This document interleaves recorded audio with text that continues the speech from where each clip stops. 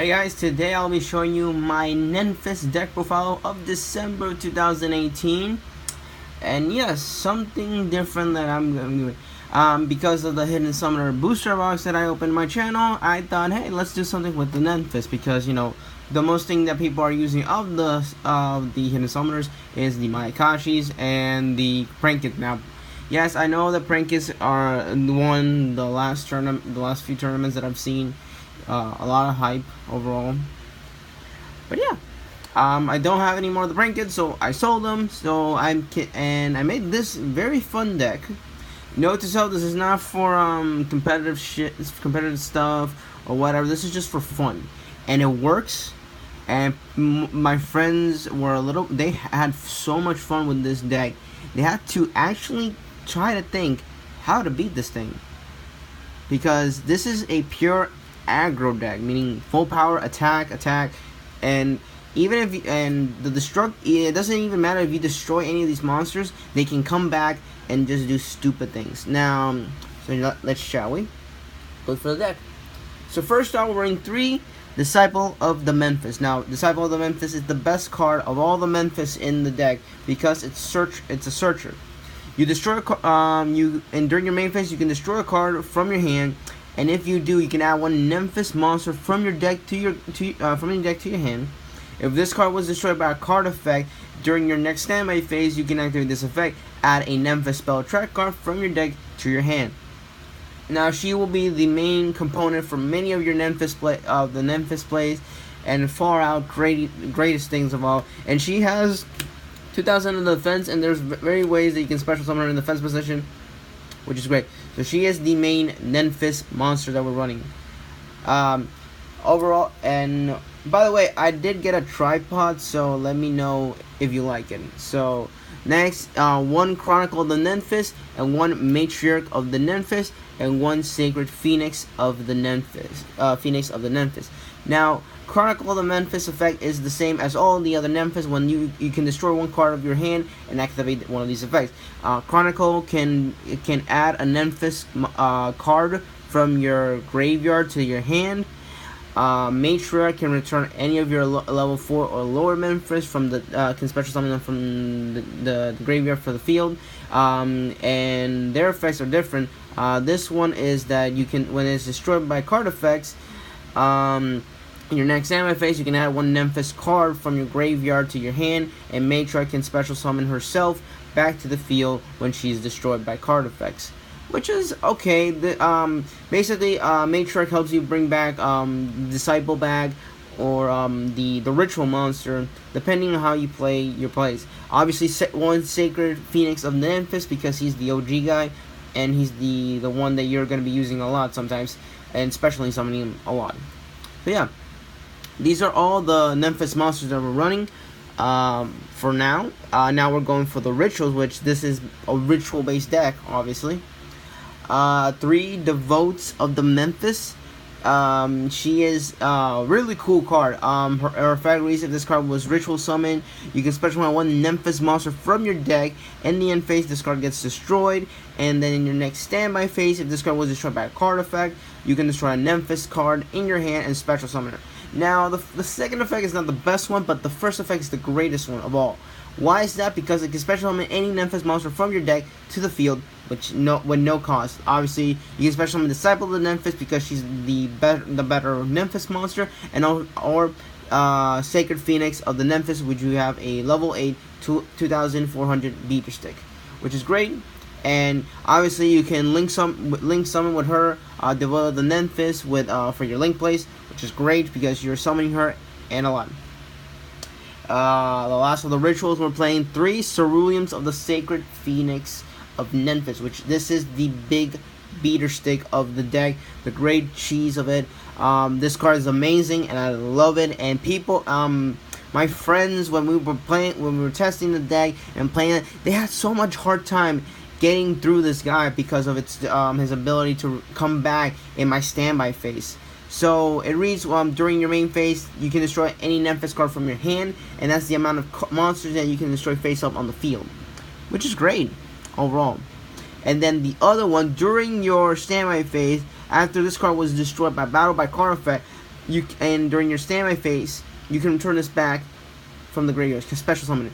The only way that they can literally annihilate Cerulean is by the banish. That's the only way that you can do this, by the banishing or a call by the grave. That's the only way you can destroy Cerulean overall, because Cerulean can come back from destruction every single time from card effects or by battle. That's the only way. So yeah. Now for the ritual support, we're running 2 Monjus of the 10,000 hands.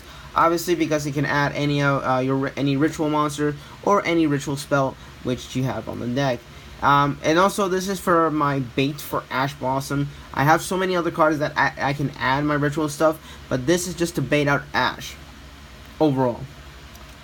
Now I'm running the incantation engine. We're running 1 of each incantation. We're running 2 of the candles, 2 of the talisman, 1 of the quilt, and 1 of the book. Now, what do they do? Well, basically, when there's you can reveal them a ritual monster or ritual spell, depending on which of the incantation you're using, and you can special summon them, and you can special summon another incantation from your deck, and their effects is this. Candle, when he's special summoned from the deck, you can add a ritual spell card. Talisman, when you special summon from the deck, you can add a ritual monster. And Pencil and Bookstone does the same, but they recycle things from your graveyard. The Pencil returns a ritual monster from the graveyard to your hand.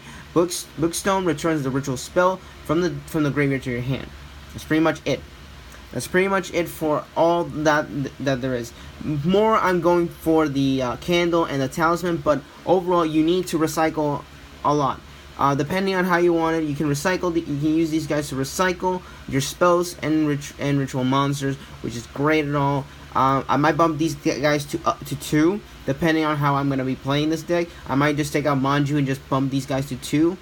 It depends on how it is, but Manju has been such a great bait card for me for just just getting Ash out of the board, which is great.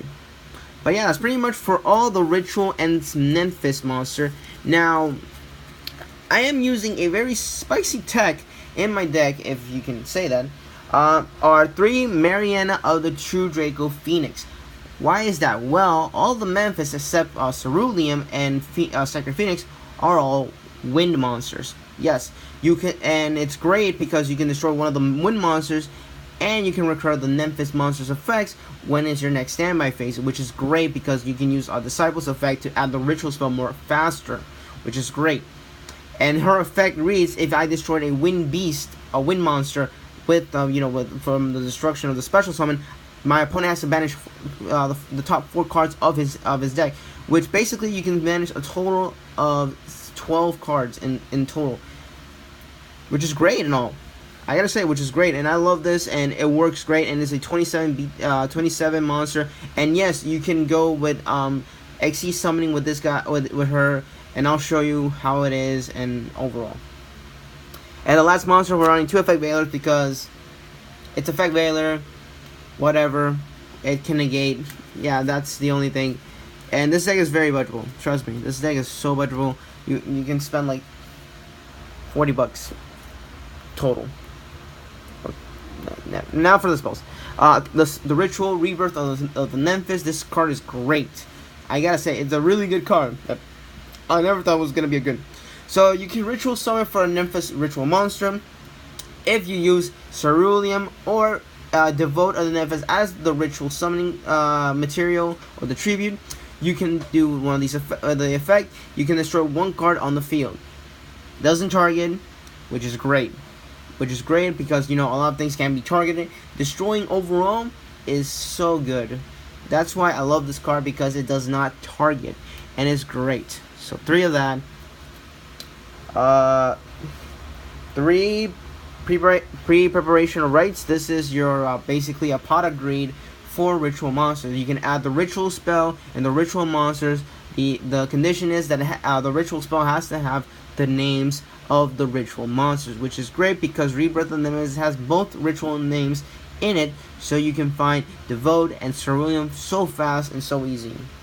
3 preparation rites. This helps you recycle your ritual spell and add the level 7 or lower ritual monsters from your deck, which basically is devoked.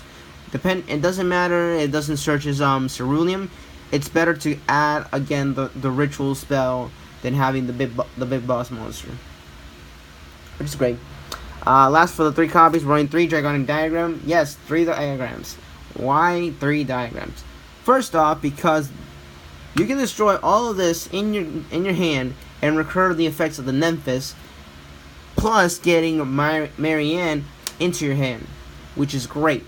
I can destroy Disciple of the Nephthys with Dragonic Diagram. I can add Marianne, destroy another Nephthys from my hand, and recur their effects. And use Marianne's effect so that I can banish 4 cards from my opponent's deck, which is great. And lastly, 2 Terraformings and 1 Darkles. No trap cards. Why no trap cards and very few spells? Well, this deck is aggro based and it doesn't recur too much on the spells. It recurs more on the incantations itself because they will recycle the Rebirth of the Nephthys, which is great. This is how it is.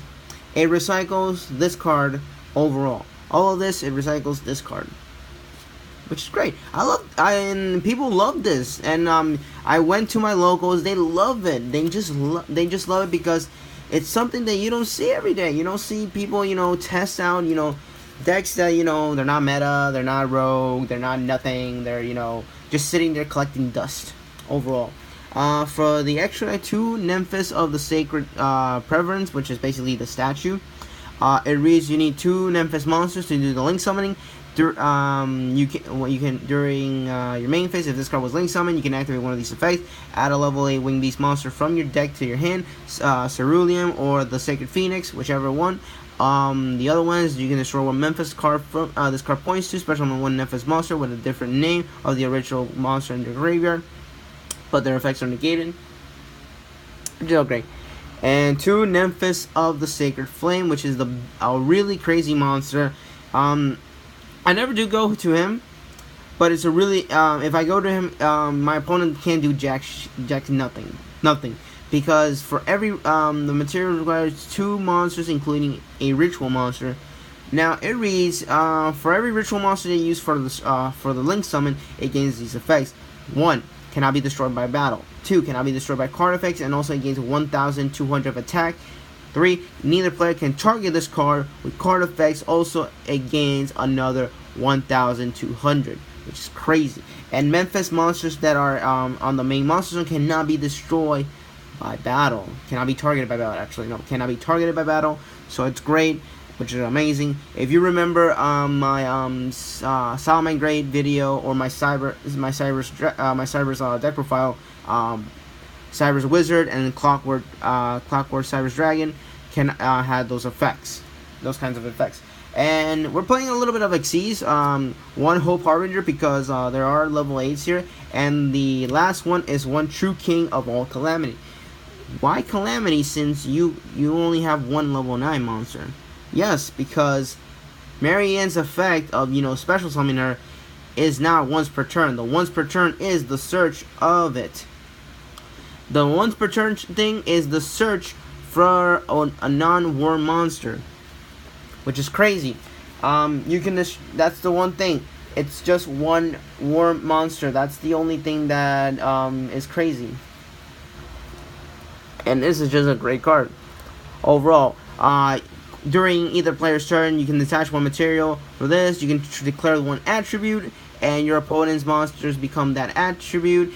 And also the monsters on his hands are that attribute. He cannot activate those effects until the next turn, which is crazy. And yeah, that's pretty much it for the deck, guys. I hope you enjoyed this. I really did enjoy making this deck. It's so much fun. People liked it. It's not a great deck, trust me, but it's a fun deck. It's fun. It's casual. It's destructive. In a way, it has its downs and has its ups, but one thing I love about this is that it doesn't involve stupid combos that make the other player feel that he can't do nothing, or that I can't do nothing, or something that it could be fun. It could be fun for both of the players. That's what I made about this deck. It's for both of us to have fun and have a good time. They just loved it when I just brought this at my locals. They just loved it, and I'm gonna say it because it's true. They loved it. They loved it. They didn't care if it was garbage or anything. They just loved it because it was something different. So guys, thanks for watching. Hope you enjoyed. Like, comment, subscribe. Give me your opinion on this deck, and I'll see you guys soon.